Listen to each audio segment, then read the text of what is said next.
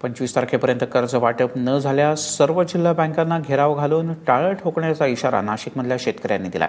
नातेवाईकांकडून सुद्धा पैसे मिळत नसल्यानं शेतकऱ्यांच्या अडचणी वाढत चाललेत। नाशिक जिल्हा बँकेच्या 4 एप्रिल 2017च्या परिपत्रकानुसार 31 मार्च 2017 पूर्वी विविध सोसायट्यांच्या मार्फत कर्ज भरल्यावर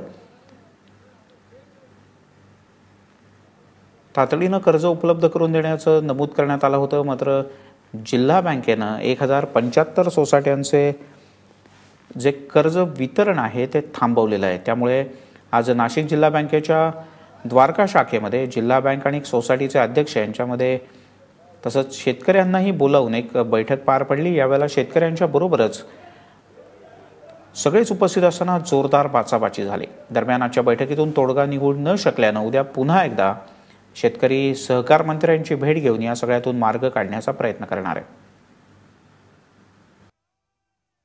आज या ठिकाणी आम्ही सगळे शेतकरी या मागच्या 1-1.5 महिन्यामध्ये जी काही शेतकऱ्यांची कोंडी झालेली आहे, जिल्हा बँकेने वेळोवेळी परिपत्रक काढून कर्ज वसुलीसाठी त्या ठिकाणी आव्हान केलं होतं आणि त्याला प्रतिसाद देऊन बऱ्याचशा शेतकऱ्यांनी पैसे उसनवारीने घेऊन किंवा इतर नात्यागोत्याकडनं पैसे घेऊन कर्ज भरणा केला।